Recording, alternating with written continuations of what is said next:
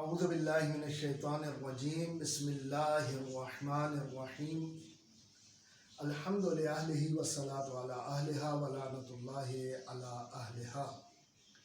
ناظرین محترم، آپ کی خدمت میں توحید کے حوالے سے ذکر کر رہا تھا کہ خداوند متعال کی صفات، دو قسم کی صفات آپ کے سامنے ذکر کی تھی، ایک صفات ثبوتیہ اور ایک صفات سلبیہ۔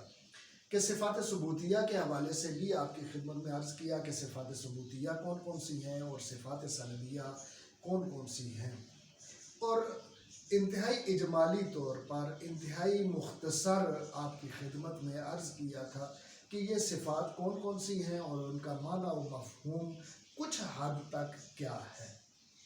ابھی ہم اس بات کو تھوڑا سا اور آگے بڑھاتے ہیں، اور اسی سلسلے میں میں نے آپ کی خدمت میں یہ آیہ مبارکہ جو ہے وہ ذکر کی ہے کہ ایاک نعبد و ایاک نستعین۔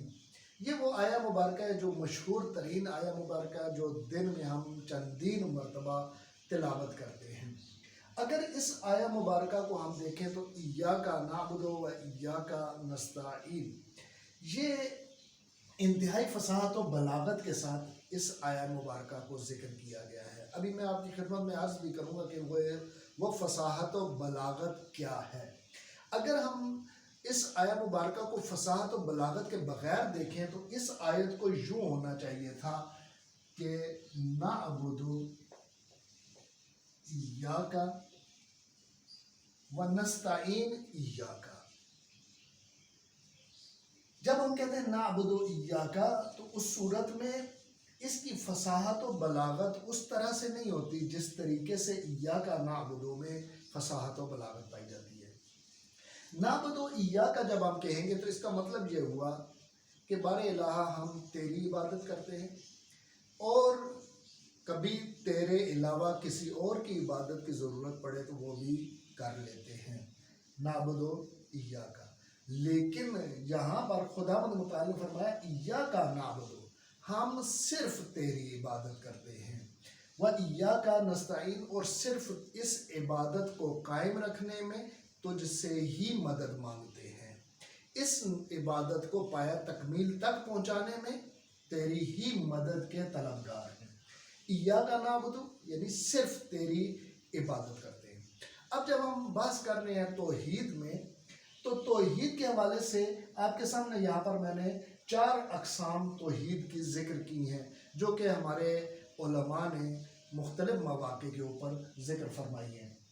توحید کی 4 اقسام ہیں، ایک توحید ذاتی یا توحید در ذات، دوسری توحید صفاتی ہے، یا دوسرے الفاظ میں ہم کہیں گے توحید در صفات، توحید افعالی ہے کہ توحید در افعال کہیں گے، اور توحید عبادی ہے کہ توحید در عبادت۔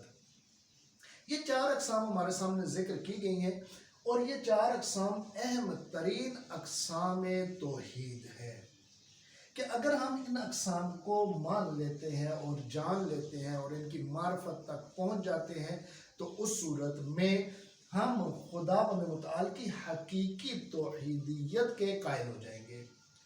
توحید جیسا کہ میں نے معنی ابتدا میں کیا تھا کہ توحید یعنی کیا؟ توحید یعنی اللہ یکتا ہے، اللہ ایک ہے، اللہ یکتا ہے۔ اب ہم آ جاتے ہیں، یہ جو ہم نے کہا تھا کہ اللہ ایک ہے، اللہ یکتا ہے، یہ اگر ہم ایمان رکھتے ہیں صدق کے دل کے ساتھ کہ اللہ یکتا ہے، تو اس صورت میں ہمیں ایمان لانا پڑے گا ان آیات کے اوپر بھی۔ اور یہ آیات کیا کہتی ہیں؟ الہکم الہ واحد، آیہ مبارکہ ہے کہ آپ کا خدا کیا ہے؟ ایک خدا ہے۔ یا دوسرے الفاظ میں ہم کہیں لیس کمثلہ شیء، کہ اس کا کوئی مثل، اس کا کوئی مثال، اس کا کوئی ند موجود نہیں ہے۔ لیس کمثلہ شیء، اس کا کوئی مثال یا مثل موجود نہیں ہے۔ دوسری آیت مبارکہ میں نے یہاں پر ذکر کیا وَلَمْ يَكُنْ لَهُ كُفُوًا أَحَدٌ، اور اس کا کوئی شریک موجود نہیں ہے۔ یہ کون سی ہے؟ توحید در ذات کہیں یا توحید ذاتی کہیں۔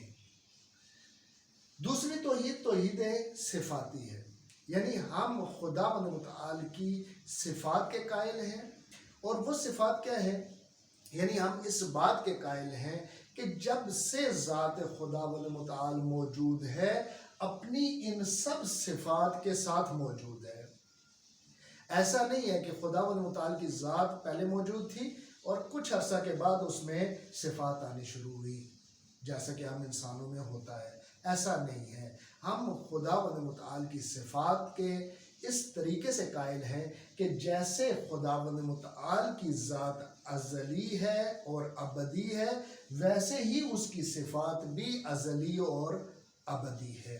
اور اسی وجہ سے میں نے یہاں پر آیات لکھی ہیں، البتہ چونکہ سورہ حشر کی آیات میں پہلے آپ کی خدمت میں ذکر کر چکا تھا، اس وجہ سے وہ آیات یہاں پر ذکر نہیں کی ہیں۔ جیسا کہ خدا متعال فرماتا ہے سبحان اللہ عما تصفون، چونکہ یہ دو آیات موجود ہیں، ایک آیت میں یصفون آیا ہے اور ایک میں تصفون آیا ہے، اس وجہ سے میں نے یہاں پر سبحان اللہ عما تصفون آیت لکھی ہے کہ خدا متعال ان صفات سے پاک و مبرہ ہے جن سے آپ انہیں پکارتے ہیں، اس خدا متعال کی ذات کو پکارتے ہیں۔ یعنی ہم جن صفات کے قائل ہیں حقیقت میں خدا متعال کی صفات ویسے نہیں ہیں جیسے ہم اسے پکارتے ہیں۔ اور خود خدا متعال نے یہاں پر صفات ذکر کی ہیں، هو الاول والآخر والظاہر والباطن، کہ قرآن مجید کی آیا ہے کہ وہ اول بھی ہے، وہ آخر بھی ہے، وہ ظاہر بھی ہے، وہ باطن بھی ہے۔ البتہ چونکہ ہمارا فی الحال مقصد ان آیات کی گہرائی میں جانا نہیں ہے، اس وجہ سے سرسری طور پر صرف ہم نے یہ سمجھنا ہے کہ توحید ذاتی کیا ہے، توحید صفاتی کیا ہے، توحید افعالی کیا ہے اور توحید عبادی کیا ہے۔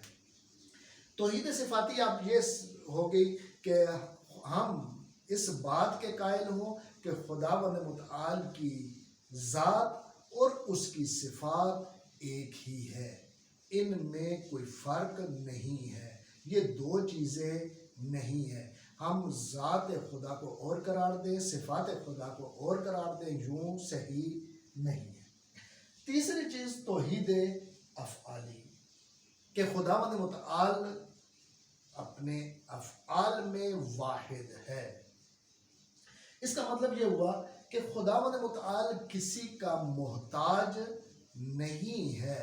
اسی وجہ سے میں نے یہاں پر آیہ مبارکہ لکھی اللہ الصمد، خدا متعال بے نیاز ہے، چونکہ اپنے افعال میں خدا متعال کسی دوسری ذات کا محتاج نہیں ہے۔ هو الملک القدوس السلام المؤمن المہیمن العزیز الجبار المتکبر، یہ ساری کی ساری جو صفات ہے یا دیگر الفاظ میں ہم جن کو اسماء کہتے ہیں، صفات ہوں یا اسماء ہوں، خدا متعال ان افعال میں کسی دوسری ذات کا، کسی دوسرے شخص کا محتاج نہیں ہے۔ چوتھی چیز جو ہے وہ توحید عبادی ہے، کہ یہ آیہ مبارکہ میں نے پہلے بھی آپ کی خدمت میں ذکر کی کہ ایاک نعبد و ایاک نستعین، کہ اے بار الہ ہم تیری ہی عبادت کرتے ہیں، یعنی صرف تیری ہی عبادت کرتے ہیں، تیری عبادت کے علاوہ ہم کسی اور ذات، کسی اور شخص، کسی اور فرد کی عبادت نہیں کرتے۔ ایاک نعبد و ایاک نستعین، صرف تیری عبادت کرتے ہیں اور صرف تجھ ہی سے مدد مانگتے ہیں۔ یہ ہماری توحید کی چار اقسام ہوگی کہ توحید در ذات، توحید در صفات، توحید در افعال اور توحید در عبادت۔ انہی الفاظ کے ساتھ آپ کی زحمتوں کو تمام کروں گا۔ والسلام علیکم ورحمۃ اللہ وبرکاتہ۔